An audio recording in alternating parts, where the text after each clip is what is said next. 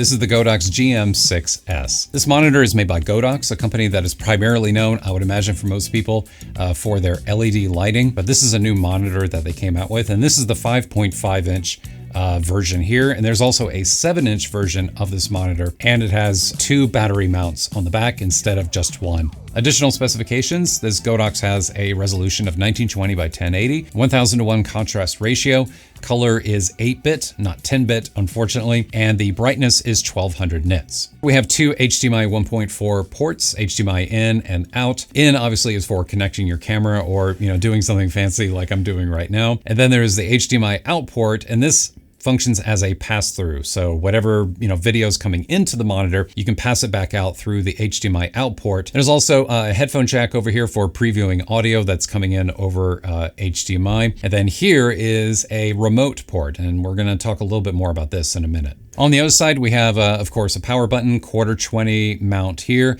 and this is a USB-C port, and this is for providing power to the Godox, because as you can see right now, there's no battery on the back of the display, and I am powering it from this little mini V-mount battery here. If you do want to mount a battery, this uses standard L-series mount batteries, and there's also down here on the bottom of the display, there's a couple of DC ports here. There's DC in and out if you want to use those. While we're down here, there's also, you'll see here, this is an SD card slot. Now, just because it has an SD card slot does not mean it can record video. It cannot. The SD card slot is purely for loading LUTs onto the Godox here, and then you're able to use that to get a preview of your log footage, or whatever it is you're trying to do creatively, get a preview of your footage on screen. And this can be helpful, say, if you were to load some log to Rec. 709 LUTs on the display, and then you're able to press a button up here. Let's see if it actually works.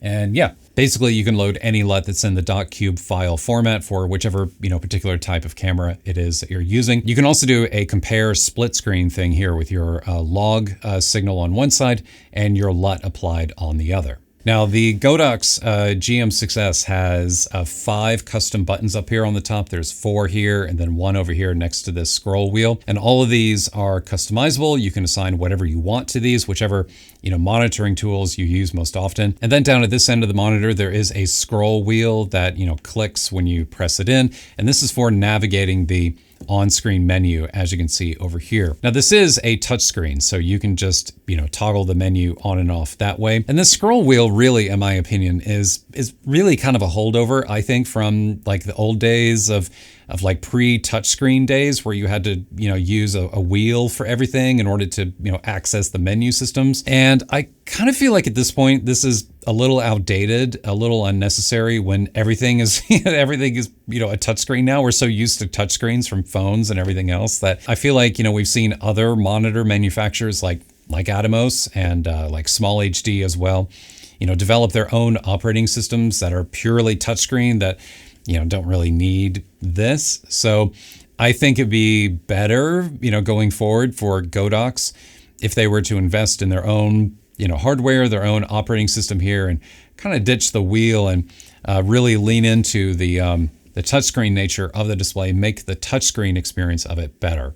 The monitor also comes with this cold shoe mount here. This is the one that I'm using to push the monitor back and forth. And by the way, I found that when like gripping and like holding the monitor and pushing it around back and forth, there's no like weird artifacting. The screen doesn't distort. Like, it feels fine. I don't notice any issues with the display when handling it, in case you were curious about that. Now, one of the unique things about the GM6S, and one of the reasons why I wanted to try this monitor and review this monitor here on my channel, is because this monitor and the 7S monitor from Godox, both of these monitors can control your camera remotely. I can swipe in from the right side of the Godox, and then I have controls here to be controlling the camera. This white button is a shutter button for triggering the shutter on the camera if you happen to be using the monitor for photography, which is a great use case actually for video monitors if you've never tried that before. Then the red button up here, of course, is a record toggle. This one here is a autofocus toggle. This is like,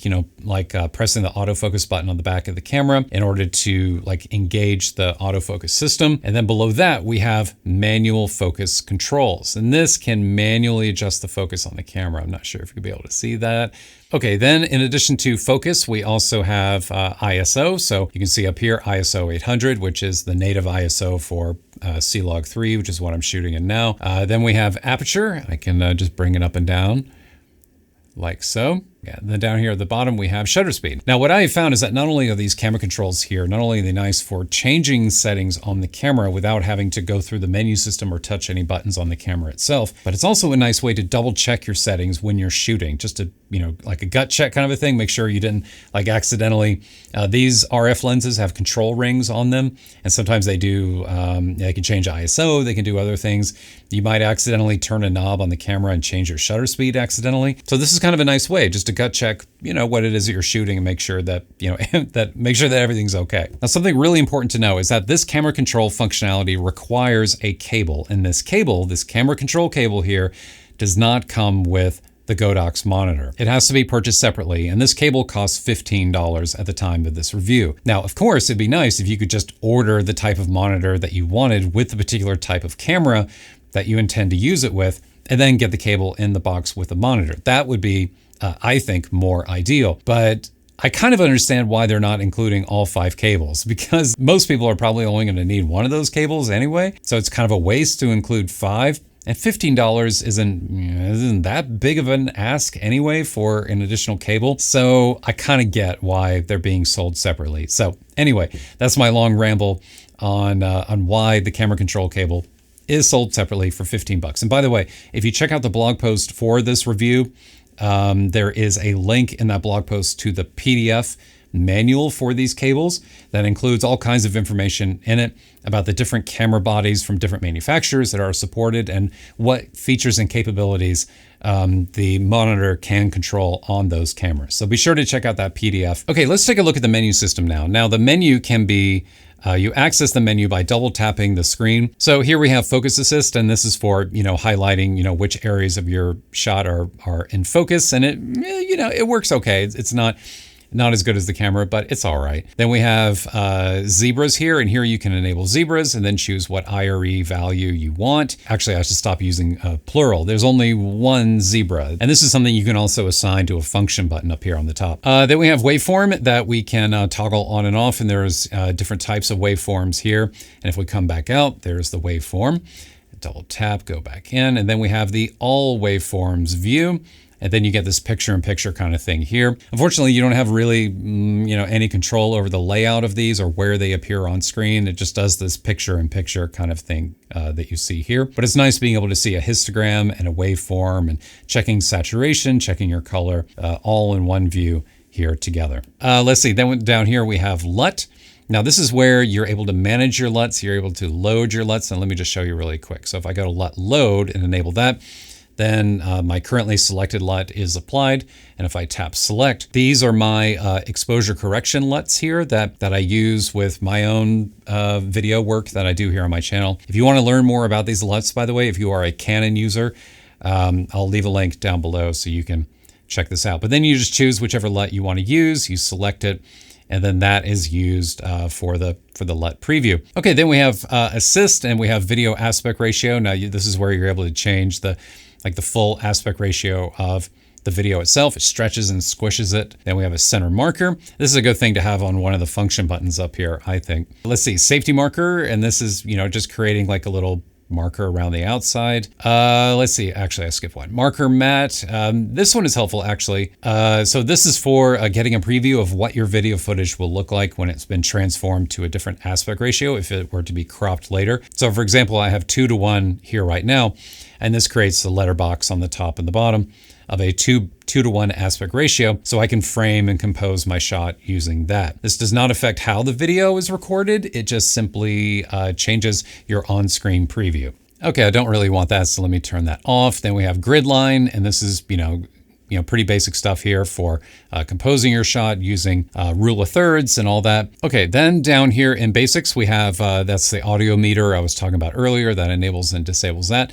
Then we have false color. Now, false color is one of the best reasons to get an external monitor. If you do not have false color on the camera that you're using, false color is wonderful. See if you're overexposed, if you're underexposed, if your skin tone is good. Very simple, very effective way to do it. And and I really do like using it. It just definitely made, when I first started getting into video and learning video, false color was so helpful. So anyway, there are two options for false color, two different color schemes for the IRE scale you see over here. And this has a bright green for middle gray and like a salmon pink color for where skin tone usually is. Every camera is going to be different. Like middle gray is going to be a little bit different on each camera system. And then people have different preferences for skin tone as well. So I kind of wish that the Godox display allowed for these color values to be customized for you. You know, I wish I could go in and tune this exactly how I want it, but it's okay. I mean, it's enough to get by with. And let me just show you the other one too. So here is mode 2, and mode 2 is simpler. This just, again, bright green for middle gray,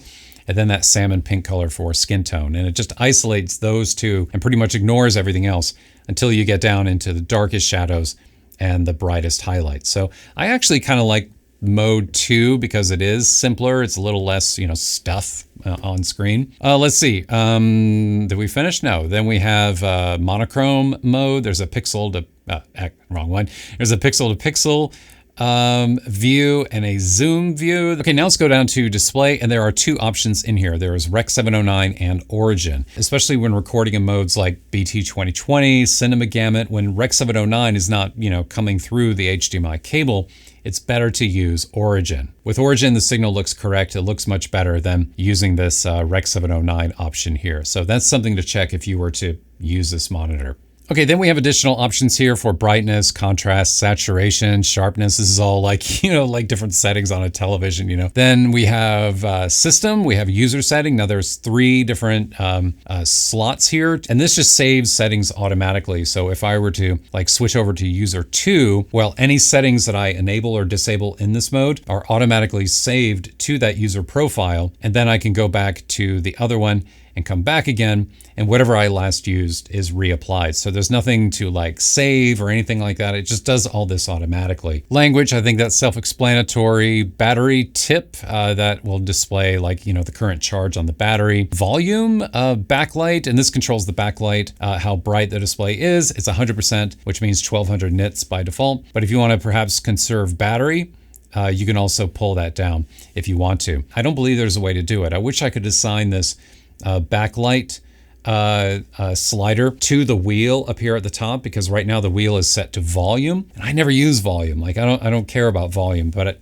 backlight I could definitely use. And then there's shortcut, and shortcut is a really important one. This is the function buttons. These are F1 through F5, the ones that are across the top of the monitor here. And here is where you're able to assign, you know, which, you know, functions you want to be assigning to these buttons. Okay, pros and cons here. Final thoughts on the Godox GM6S HDMI video monitor based on my experience using it over the past few weeks. I think in many ways this is, you know, a pretty standard HDMI monitor. That's not a bad thing. It just means that it's pretty standard. It's pretty similar to other HDMI monitors that you can find made by similar companies to Godox. It works perfectly fine. I think for the price point, $329, I think it's reasonable. It is, and you know, from what I can tell, it is a little more expensive than some other HDMI monitors out there.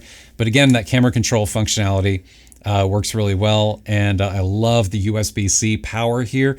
Just being able to, you know, power this display with no battery off of a V-mount here, really, really nice. I really enjoy that. Now, 1200 nits is actually a little bit brighter than my 1000 nit Atomos Ninja 5, which is good because a brighter display is then easier to see outdoors in the sun. But there's also, when you shop around, you will see that there are other HDMI monitors out there that are now up to 2000 nits, that are now almost twice as bright as this Godox. A brighter display certainly would be nicer. But I think another way to think about this is that a brighter display consumes more power, and it will, you know, drain your battery faster than a display like this one, which has a lower brightness level of 1200 nits. And, you know, if I feel like I need it, I can throw on this little, you know, sunshade here. So yeah, really no complaints. I mean, it's a good monitor. The only thing that I'm not that crazy about, again, is that menu system and the scroll wheel. And I just find it all to be a little clunky and outdated. And I would love to see Godox redesign and develop their own operating system for the monitor and other monitors too. I think that would be certainly more ideal. So if you'd like to get more information about the 6S and the larger 7S as well, and check the current prices, there are links down below in the video description you may use. And in full disclosure, you should know that those are affiliate links, which means if you do purchase something, then this channel would receive a small monetary commission in return for sending you their way. But that happens at no additional cost to you. So your purchase would go towards supporting the content that you see on this channel. In full disclosure, I want you to know that Godox did provide me with this monitor, and I get to keep the monitor after producing this review. Godox has not paid me to produce this video. They have not sponsored this video. They have not been involved in this video, in the editorial content of this video, and they are seeing this video at the exact same time you are when it goes live here on YouTube. I appreciate your time and attention. Appreciate you being here. I'll see you next time.